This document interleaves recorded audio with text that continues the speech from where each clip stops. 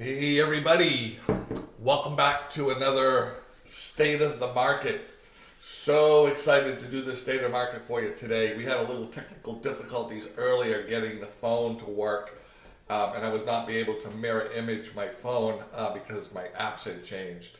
But anyway, we're still going to do the State of the Market. However, I'm not going to be able to put up my graphs because they came out backwards, and I still have to figure out what's going on with my phone and the apps. So on that note, we hope everybody had a fantastic October. Business is still brisk and very robust out there in the market. We got a lot of things that are happening for you today. We're going to go over all the different quadrants and talk about the interest rates and what's going on with the real estate market from now until the end of the year. That seems to be the big question I get is where are things going? Where are things heading? What's going to happen? Our price is going to come down and things like that. So I'm going to just get right back into it here with you guys today and get started. So the first thing we want to talk about is the median sales price. So as you can see, it's not showing the right way because I can't figure out my phone to flip it. So I'm just going to read it for you. So median sales price over the last 3 months, right? That's what we want to talk about for history. We go back 3 months. 587,000 was the median sales price in October. September, it was 586. So it went up just $1,000 over the course of September and October. And it was 575 back in August. So you had 575 for August, 586 for September, and 587 median sales price for October 2021. Just back 1 year ago, the median sales price here on the Cape was 510,000. So the median sales price has risen about $75,000 over the course of 1 year. So, will waiting be better? Based on the graph, waiting to buy a house is showing that the prices just keep escalating, and that's because of the low inventory. All right, so the next thing we're going to talk about is homes for sale, which are active listings. So for October, we ended at 622. September was 743, so we have even less listings back from September that we did in October. And in August, we had 748 active listings. Back in March of 2020, just when COVID started, we had 1,900 homes for sale. And then now we're down to 622, hence the some of the bidding wars and long lines and over asking prices. 622 homes for sale on all of Cape Cod. Okay, closed sales would be our next quadrant, and for the end of October, Cape and Islands closed 473. It looks like for my handwriting, 473. Transactions were closed in October, 538 were in September. In August, there was 463. Are those good numbers or bad numbers, Scott? Those are half of what we normally close in the course of a month. Normally, we're up in the 600-700 range. September of 2020 of September was the highest month. You can see on there, it's backwards, but 717 units. So we did 493 units for the month, which is still very good. Keep up the good work, everybody out there that's selling real estate. So median days on market, this tells us how long it takes for a property to generally go under contract. Are all houses going under contract in 9 days? No. Some are taking a little longer. Some are selling over the weekend. Some are taking a few weeks, but the average is 9 days. So October, 9 days average on market. September was 7, and August was 7. So we creeped up by 2 days. Now that's not a lot, but it's going in the upward direction saying that it's taking an extra couple of days to sell the property. So instead of 7 days, which is phenomenal, it's doing 9 days. Okay. The average days on market pre-COVID, maybe about a year ago or so, you can see, again, this is backwards, but 56 was the average days on market about a year ago. So things are still selling quickly. If you are looking to sell your house, give us a call. You got my number there. It's 508-566-0051. Shoot me an email at sjzano@gmail.com. As you guys know, we're always very happy to help. One thing that we do want to share with you guys is we do these videos because we want all of our buyers and sellers to be the smartest people at that closing table. We want to help you make smart decisions in good times or bad. Right now, things are great. Everything is rocking and rolling. However, things do go in cycles, as we all know. So we want to be your professional advocates there through thick and thin.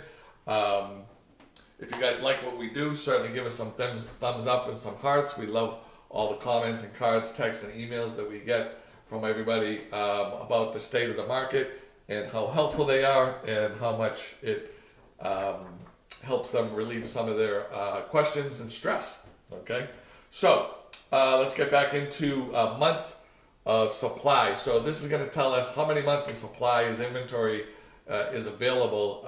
So the way this works is months of supply is if no other houses came on the market, we would have 1.4 months of inventory and then we would be depleted. So 1.4 months in October, we had 1.6 in September and 1.5 in August.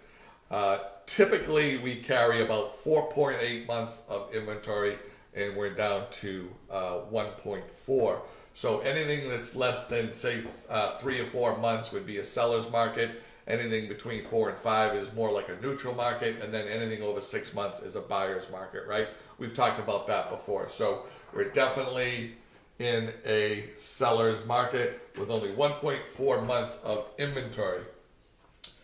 I added this slide in because I felt it was helpful.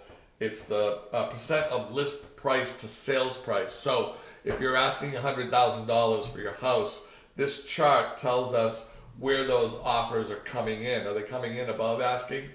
Were they coming in below asking? They are, and they have been in the past.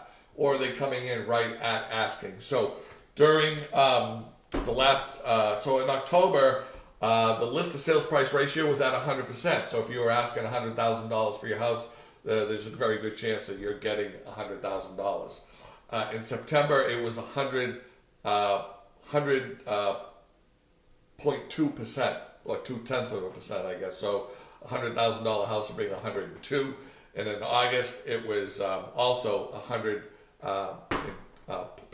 and 0.2. So anyway, what's happening is the offers are coming in pretty much at list price at this point. As you can see, again, the graph is backwards, but back just a few months ago here, in the heat of the market, properties were getting as high as 103%, which means if you were asking 100,000, you were getting 103 or 105 or 110.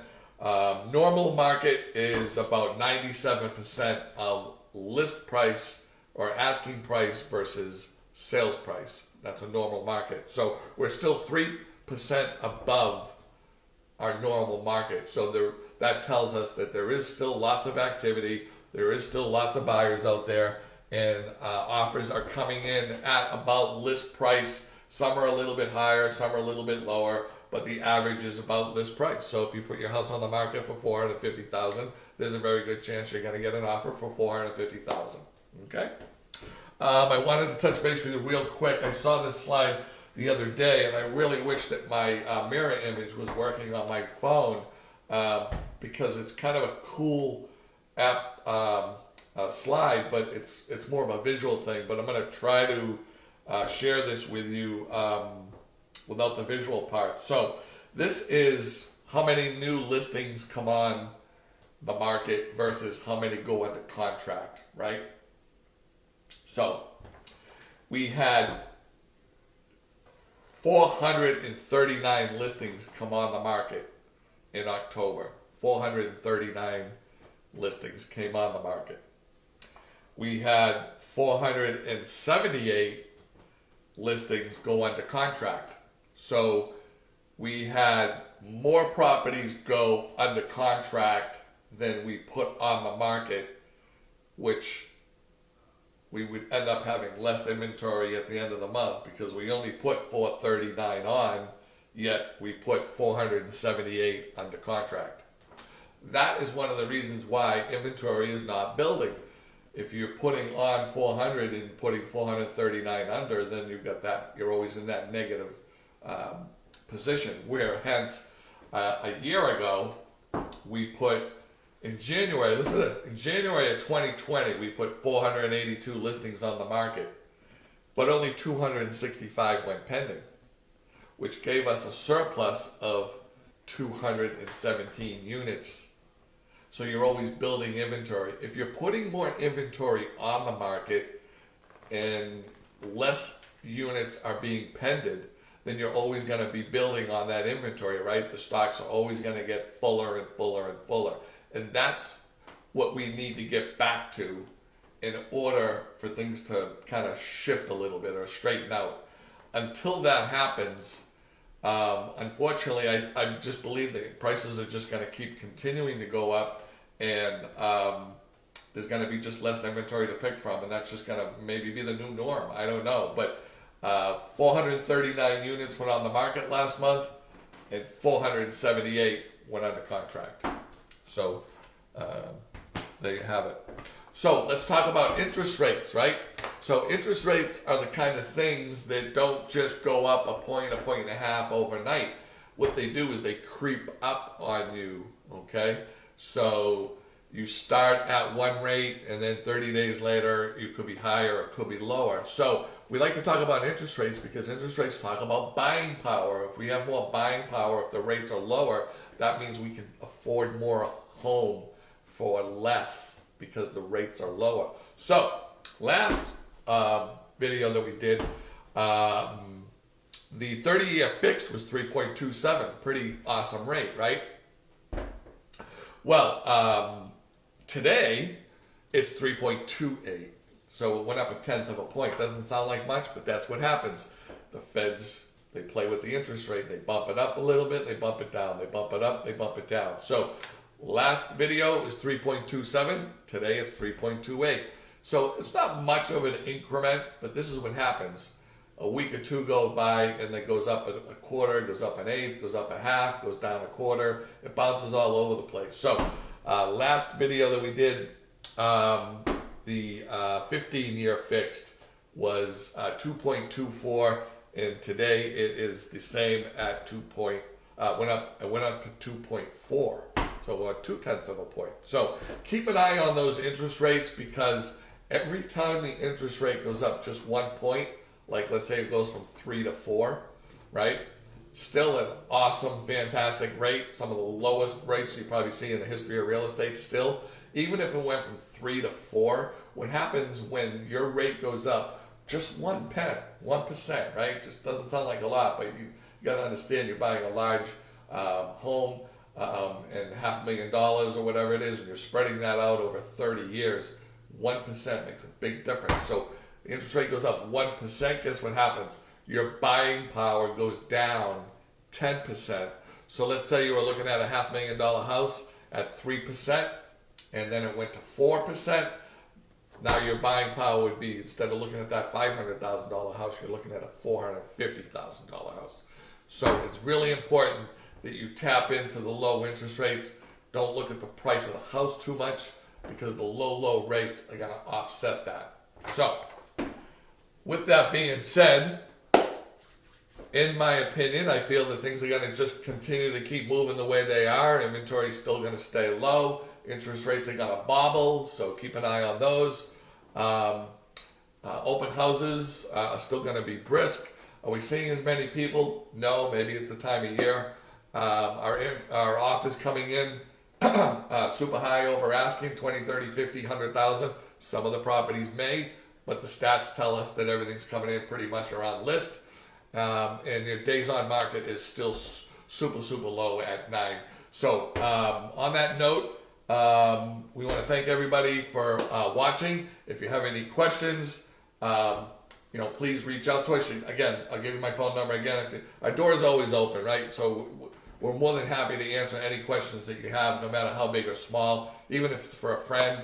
My number is 508-566-0051. Shoot us an email at sjzano@gmail.com. Thank you so much for taking 5 or 10 minutes out of your day to walk with us to help share with you the state of the market ending October 2021. Thank you. God bless. Talk to you soon. Have a great day. Bye-bye.